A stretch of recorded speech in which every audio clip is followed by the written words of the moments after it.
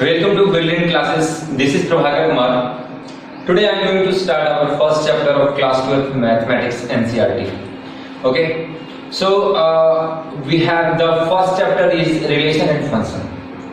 In this chapter we have to some knowledge because of this is a top important chapter for your class 12. Okay. So in chapter relation and function you have to remember about the previous class 11 some exercise like relative, like relation,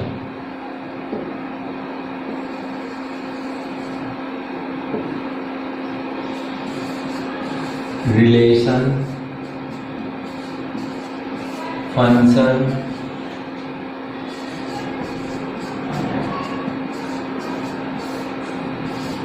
domain, range, codomain,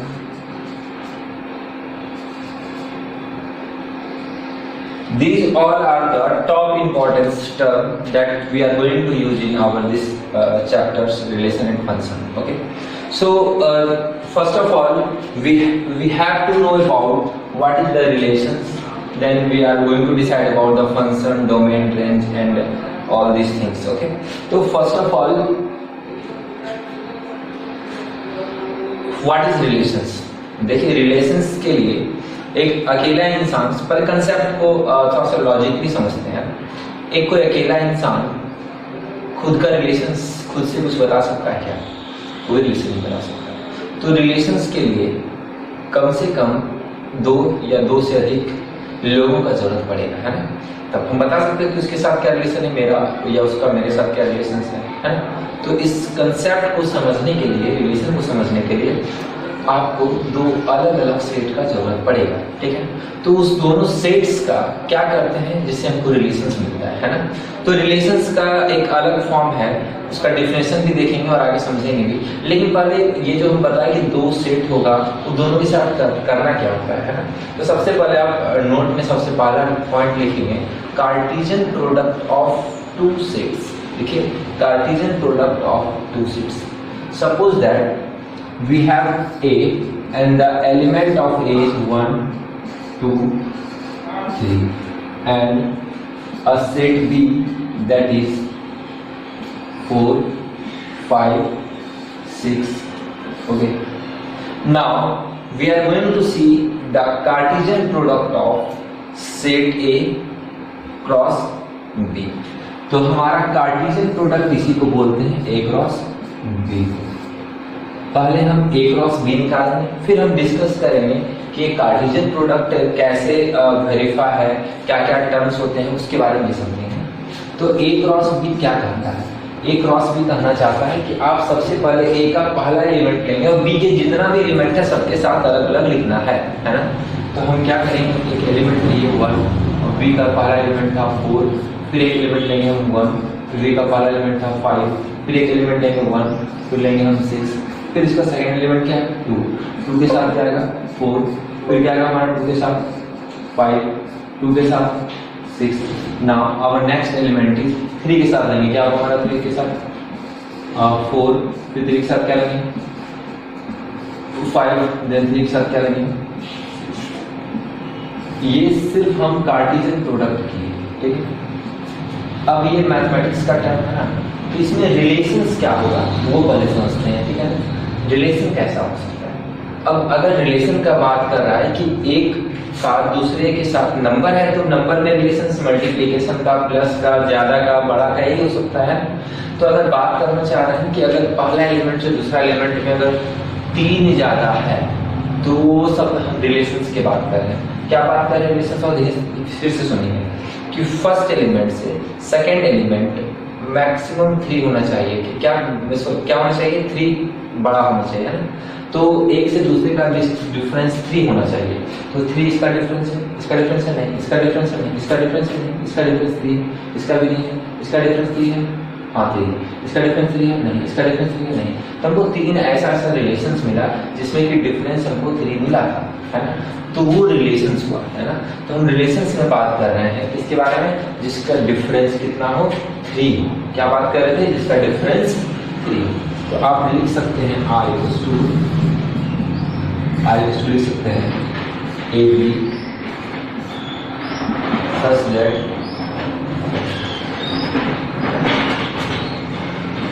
a minus b mod a minus b equals to 3। Mode डाल देंगे मतलब plus minus में difference का सिर्फ बात करें, ठीक है।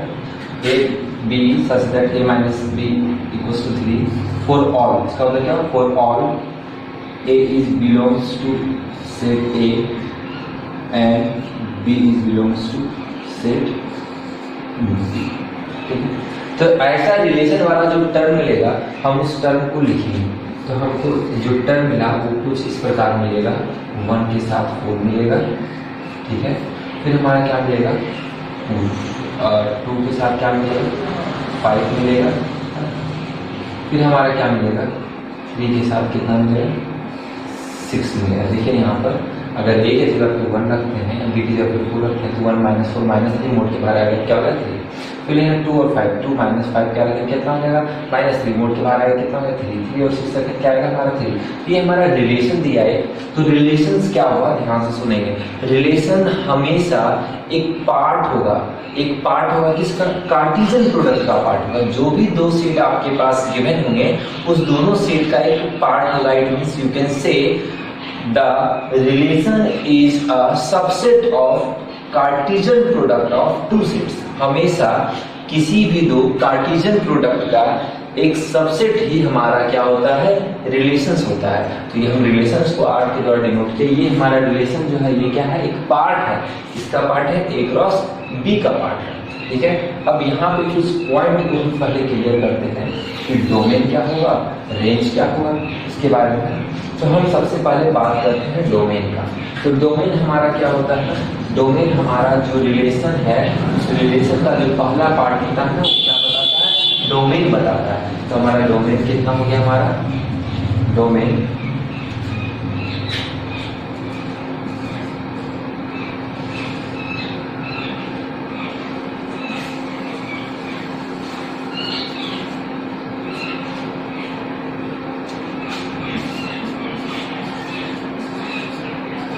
डोमेन हमारा क्या होगा, जो हमारे रिलेशन का पहला जो नंबर होता है जो एक्स कोऑर्डिनेट वाला होता है, तो 1 2 और 1 2 3 और दूसरा जो है वो क्या होगा, रेंज होगा।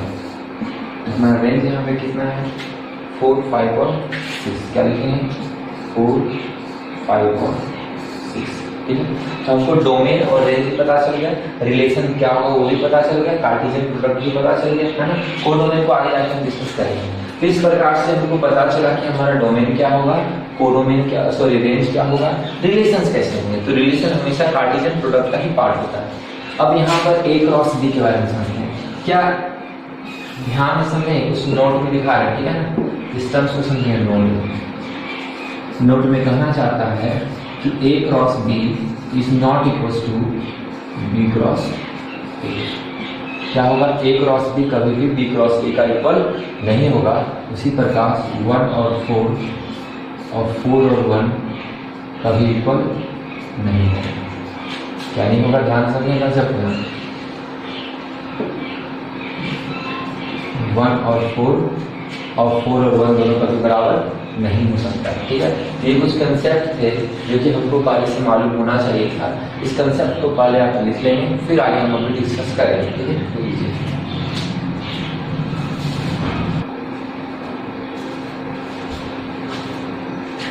तो हमारा टर्म्स क्या क्या था देख लेते हैं। टर्म्स हम लिखे थे रिलेशन, फंक्शन, डोमेन, रेंज और कोडोमेन, जिसमें कि हम डिस्कस कर चुके हैं रिलेशन का, डोमेन का और रेंज का, है ना। अब हम देखेंगे टाइप ऑफ रिलेशंस। तो कितना टाइप का रिलेशंस होता है, जैसे पहले हम लोग देख चुके थे कि रिलेशंस क्या होते हैं, डोमेन क्या होते हैं, रेंज क्या होते हैं, किस प्रकार के कैसे रिलेशन फाइंड किया जाता है। अब हम लोग समझेंगे कि टाइप्स ऑफ रिलेशंस। तो थोड़ा इंपॉर्टेंट टर्म है, तो ध्यान से आप लोग को समझना होगा। यहाँ पर जो थोड़ा ध्यान से देखेंगे,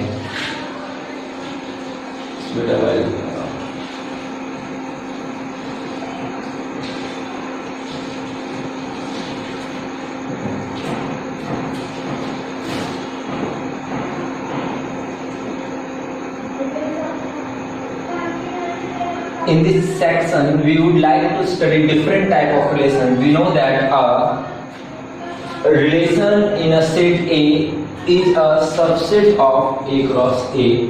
Thus the empty set phi and A cross A are two extreme relations. For consider our relations are in the set A equals to क्या given हमारे पास 1 2 3 4 given by R. रिलेशन किस प्रकार है समझते हैं। आपके पास जो कार्टेशियन प्रोडक्ट हो रहा है वो ए सेट को ही कार्टेशियन प्रोडक्ट में लिख रहा है, मतलब ए क्रॉस ए कर रहा है। तो ए क्रॉस ए का मतलब हुआ 1 के साथ 1 होगा, 1 के साथ 2 होगा, 1 के साथ 3 होगा, 1 के साथ 4 होगा, फिर 2 के साथ 1 होगा, 3 के साथ 2 होगा, 2 के साथ 3, 2 के साथ 4, फिर 3 के साथ 1, 3 के साथ 2, 3 के साथ 4, 4 के साथ 1, 4 के साथ 2, 4 के साथ 3, 3 4 के साथ 4। इस तरह से हम इसका कार्टेशियन प्रोडक्ट निकालेंगे। इसमें पहला कंसेप्ट करना चाहता है आपको कि R क्या है, A और B ऐसा है कि A माइनस बी बराबर 10 आना चाहिए। तो A और माइनस बी बराबर क्या आना चाहिए, 10 आना चाहिए। पहला जो A एलिमेंट है वो भी कैपिटल ऑफ A सेट का पार्ट है और B जो एलिमेंट है वो भी capital of B A set का पार्ट है। तो किसी भी A में कोई भी नंबर का डिफरेंस जो है उसमें 10 आने वाला है, नहीं आने वाला है। कोई भी रिजल्ट रिलेशंस में नहीं होगा तो इस टाइप के रिलेशंस को हम क्या बोलते हैं, this type the empty sets as no pairs AB।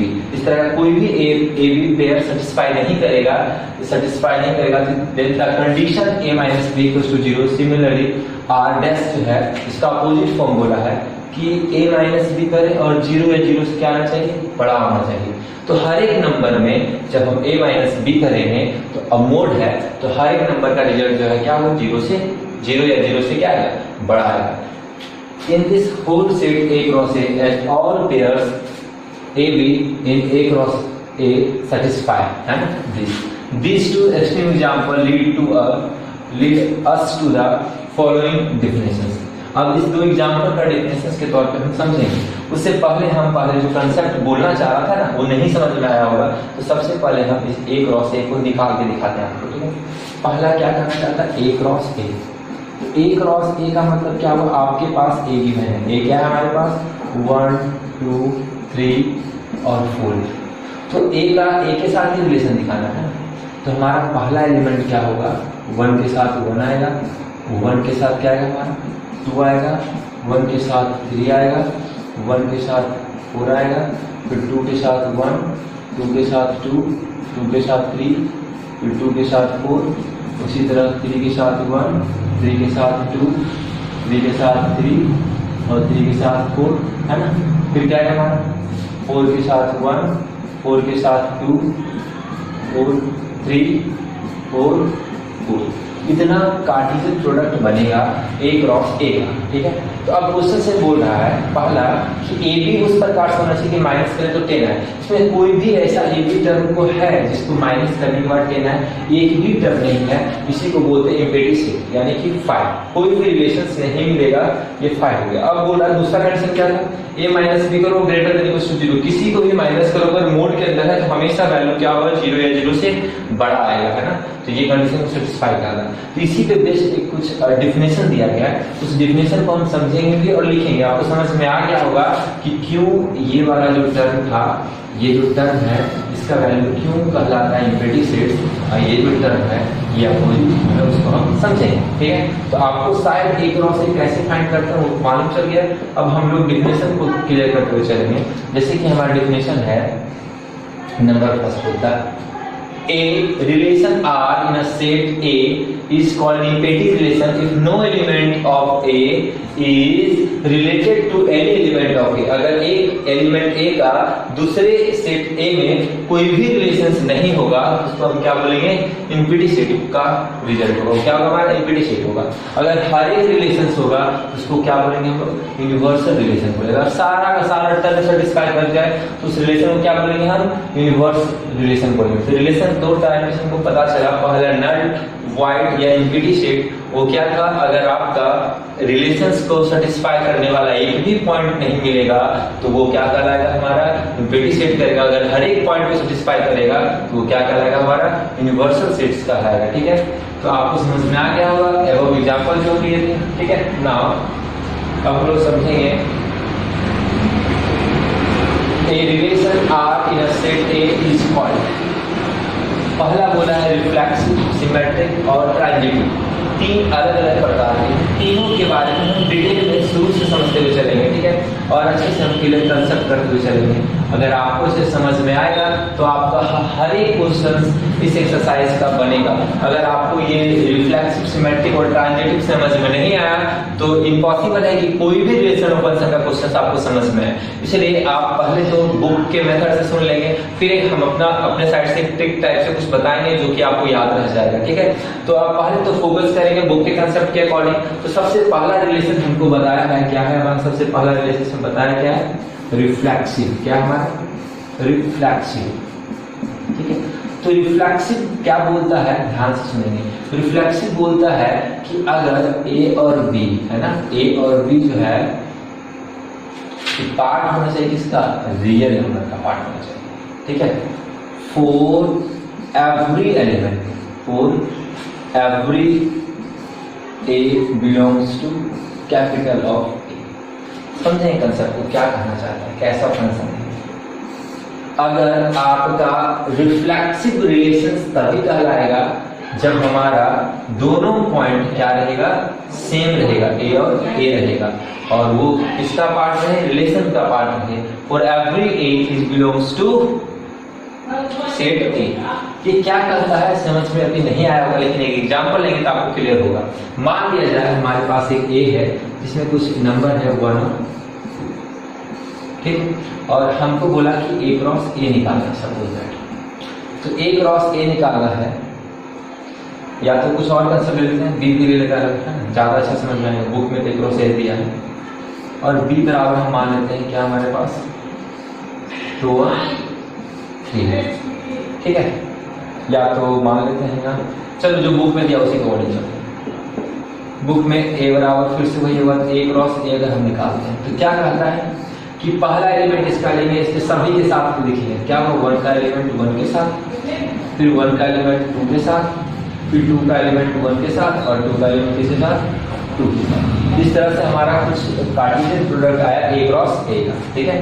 अगर आपसे पूछता है कि रिलेशन जो आपका आएगा, जो रिलेशन है R1, वो रिलेशन इस प्रकार से होना चाहिए कि दोनों एलिमेंट क्या होना चाहिए, सेम होना चाहिए। अगर आपका रिलेशंस में 1 1 और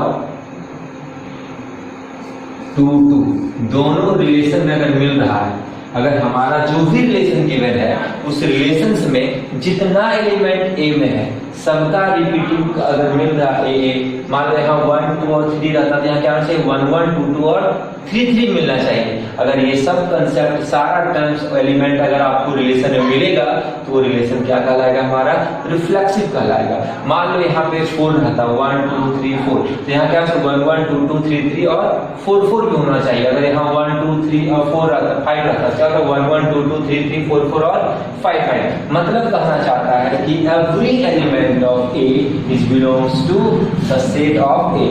जो एवरी एलिमेंट होगा सेट ए का सारा का डबलेट मिलना चाहिए। डबलेट का मतलब होगा 1 1 2 2 3 3 4 4 5 5 6 6 7 7 8 8 अगर सब मिल रहा है रिलेशंस में तो वो रिलेशन क्या कहलाता है, हमारा रिफ्लेक्सिव रिलेशन कहलाता है, ठीक है। अब हम लोग इसको पहले आप लिख लेंगे एग्जाम्पल को अच्छे से, ठीक है। लिखिए इसको पहले,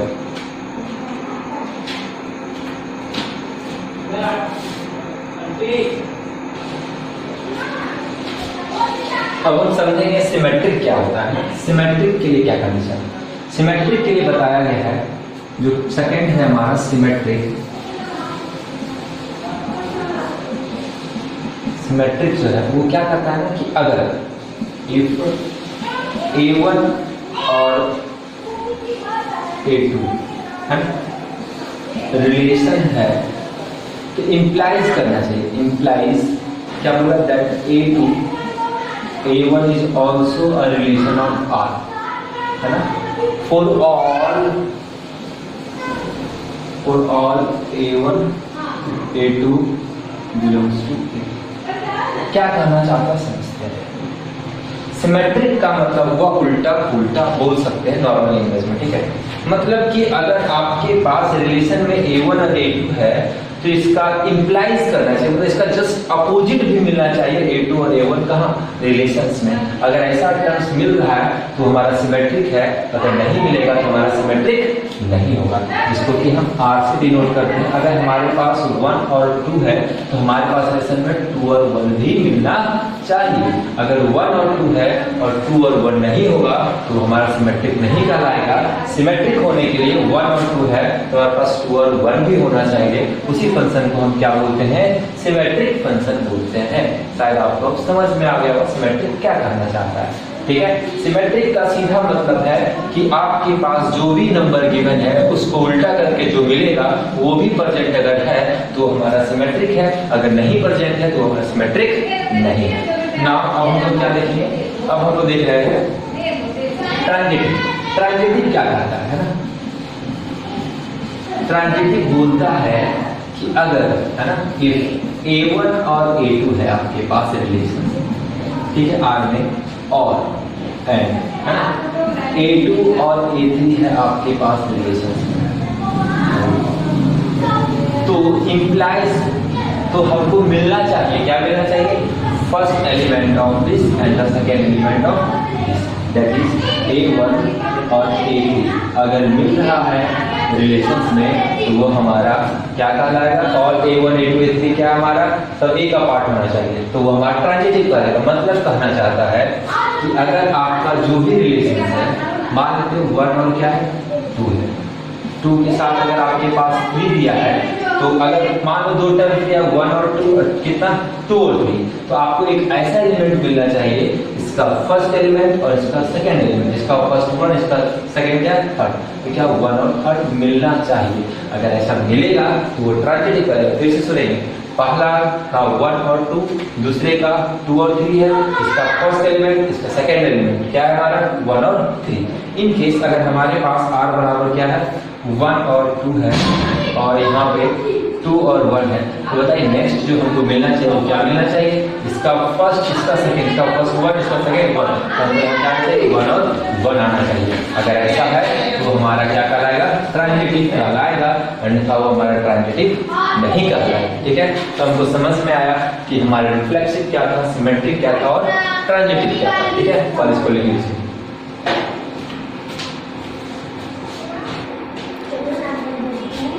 अब यहाँ पे जो लिखे है ना ये रिफ्लेक्सिव, सिमेट्रिक और ट्रांजिटिव, इसका एक थोड़ा सा ट्रिक से समझ लेते हैं। देखिए अल्फाबेट में जो पहले आएगा उसको उसके अकॉर्डिंग अरेंज करेंगे। पहले R आता है, फिर S आता है, फिर T आता है। अगर पहला एलिमेंट आ रहा है अल्फाबेट का तो आपको बॉक्स 1 चाहिए, अगर दूसरा है तो बॉक्स कितना चाहिए 2 चाहिए, तीसरा है बॉक्स कितना चाहिए आपको 3 बॉक्स चाहिए। समझ गए, पहला के लिए बताया है कि दोनों क्या होना चाहिए, सेम होना चाहिए।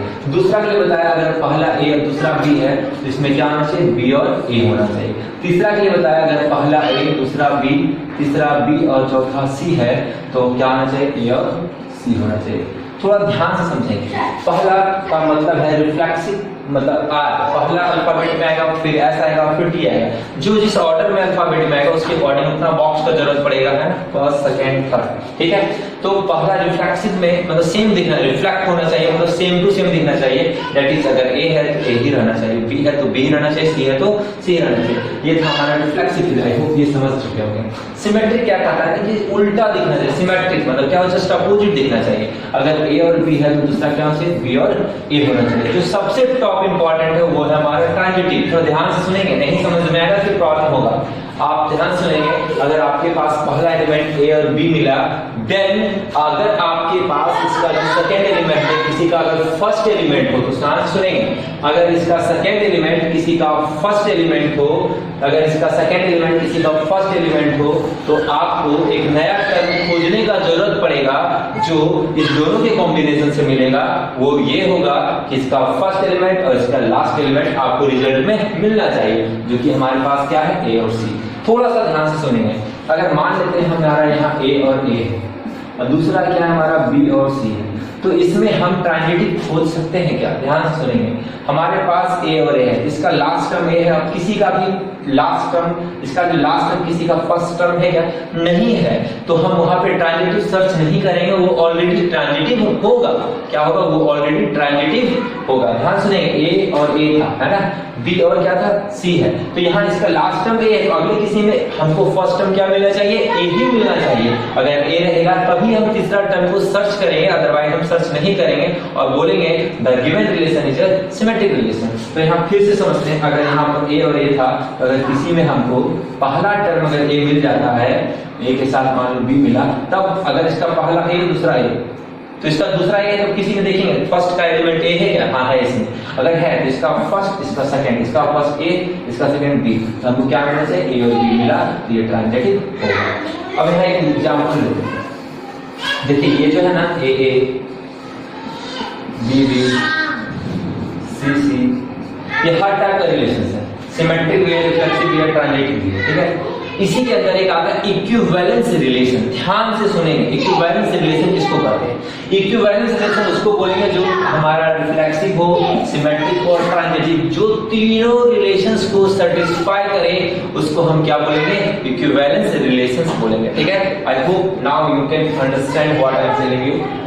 तो इस प्रकार से हमारा एक्सरसाइज 1.1 का इंट्रोडक्शन कंप्लीट होता है। इसी पे बेस्ड आपको 1.1 का सॉल्यूशंस बनेगा, जो कि फुली बेस्ड हुआ इस कंसेप्ट पे। आपको सिर्फ मालूम होना चाहिए रिफ्लेक्सिव, सिमेट्रिक और ट्रांजिटिव क्या होता है। अगर आप समझ गए हैं तो बहुत ही आसान होगा आपके लिए, ठीक है। Thank you very much.